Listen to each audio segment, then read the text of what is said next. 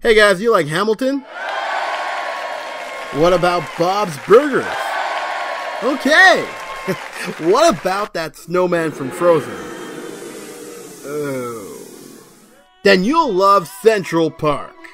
Hey everyone, I'm Kendall, the SDA storyteller, and here are my thoughts on Apple TV's Central Park. On May 2020, we were given an adult animated musical show set in Central Park, New York. Created by Lauren Bouchard of Bob's Burgers, Nora Smith, and some other guy you might not have heard of.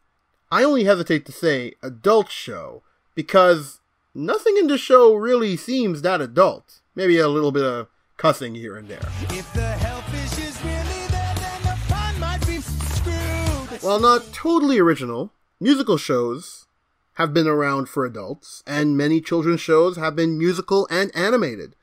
What sets this show apart is that it's aimed at an adult audience while being animated and a musical. This is fantastic. Honestly, that's what got me hooked. But, something kept holding me back from leaping for joy. Something weird. Let's talk about the story. In Endale Castle in Central Park, the Tillerman Hunter family finds themselves pawns in a land grab scheme orchestrated by the elderly tycoon Bitsy Bardenham. Will the family be able to save the beautiful park they love, or will they be crushed by the money-hungry wishes of the rich and powerful? There, I did a short breakdown. Too often I go on a little too long. Each episode has approximately 4 songs, sometimes more, sometimes less. The first 2 episodes were jam-packed with songs. You can tell that a little more love was placed in them than the others. The cast, however, is even more impressive. You've got people like Leslie Odom Jr. from Hamilton fame, who plays Owen Tillerman, the awkward father of the family and the neurotic manager of the park. His passion for small things makes him both a great strategist and a nervous wreck. Titus Burgess from Kimmy Schmidt plays Cole Tillerman, the nature-loving son with an attachment to champagne. No, not the drink. That'd be a very different show. It's actually the dog of the heiress Bitsy Bardenham.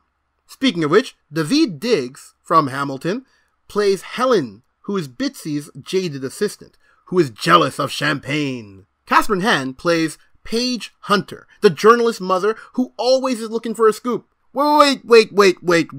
They named the newspaper woman Paige Hunter? Like she hunts for pages. In a newspaper, oh come on.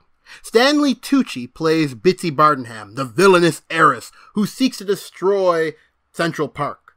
Phil Lamar plays some random people, but I wanted to mention him here because he's also Samurai Jack. H. John Benjamin as the mayor, who sounds suspiciously like a certain burger joint owner. And I guess I should mention this Frozen star, Kirsten Bell, who will not be returning for Season 2 as the voice of Molly Tillerman, an intelligent young girl with a knack of making comics and has a crush on a mysterious kite-flying boy in the park.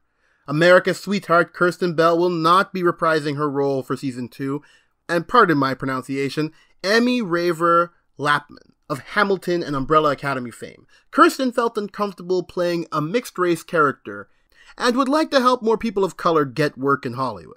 I don't think anyone was asking for it, but it's commendable indeed. I touch white people for you. The end. But there's someone in the cast. I just can't remember who. I just can't put my finger on it. Probably not important. With such a blessed cast, one must wonder, what is the music like? Honestly, it is fantastic. Don't get me wrong, not every episode is perfect with its playlist, and not every song's a banger, but here are a couple of my favorite songs. If he poops, I'll pick it up, which, hey, can be childish sometimes too. Papa, I believe this puppy's heaven sent. I promise to pick up his every excrement.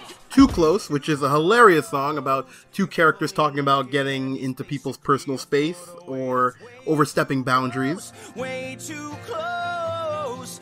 That is what I mean when I say you're too close. I Did Not Account for This, which sounds like a Panic at the Disco song.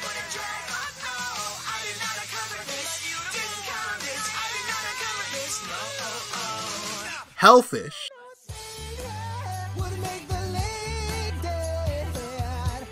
What about the turtles? What about the dead? and kind of a few mixed and matched all over the place, but those are my top 4. The animation is beautiful, which is not something I thought I would say about the Bob's Burgers style, where their noses vaguely resemble, you know. Your penis? Seriously. Most Western animated adult shows tend to look ugly on purpose, so that kids don't end up watching and so that adults can tell everyone they're watching a big kids show. This also sometimes has the problem of making everything look super cheap, which, as a company, that's not too bad. It means you saved some money. Central Park, however, while the designs are still in the Bob's Burgers style, the motion in the dancing and the singing is so full, I swear it was for a feature film. It's not perfect, but it's still good. The only thing that bothers me is, I'm sure this is more the director's fault than the animator's fault, is that when they sing, a lot of times the characters sound happy, but their mouths are upturned and kind of, frowny. I don't know if that was to keep the tone, because constantly smiling people can be off-putting. But it rubs me the wrong way. I like a big smiling and dancing cast. Now, this isn't their fault, but the whole Central Park Karen thing happened around the same time the show rose in popularity. I don't know if that helped or if that hurt, but I just know that when I was searching up Central Park, I constantly got the video of that one woman who was yelling at who called the cops on that poor bird watcher. Josh mother flippin' Gad. Okay, I can't finish this review without talking about Josh Gad. Dang, honestly, I'm surprised I made it this far. Josh Gad is both the creator of the series and part of the cast. He plays Birdie the narrator, who, mind you, has a full arc learning what it means to stay in his lane. Which I wish he actually learned. He gets a few laughs, but I think I've gotten sick of seeing him everywhere. Loved him in Book of Mormon and Frozen, but then I saw him in Ice Age, Continental Drift, and Angry Birds, and Pixels, and Murder on the Orient Express, and Beauty and the Beast, and Artemis Fowl?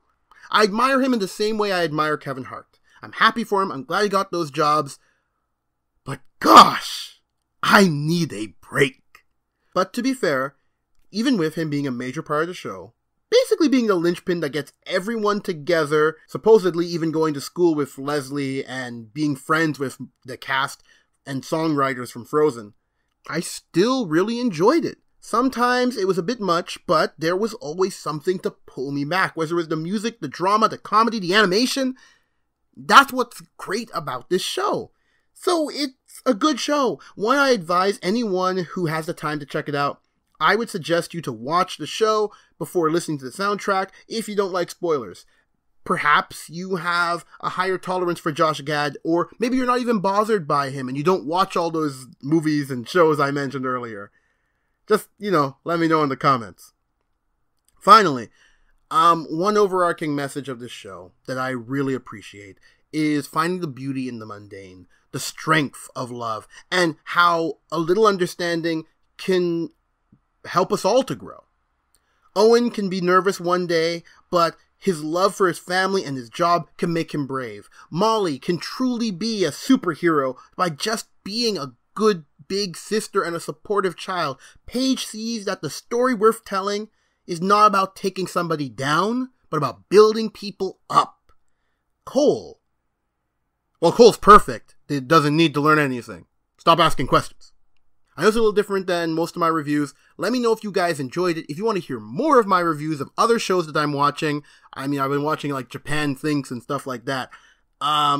Just, suggest something too if you really want to see some fun reviews. Doesn't mean I will necessarily do it, but, now it's there. Don't forget to like, comment, and subscribe. Now it's SDA Storyteller, signing out. You're at the midpoint of park that's so central.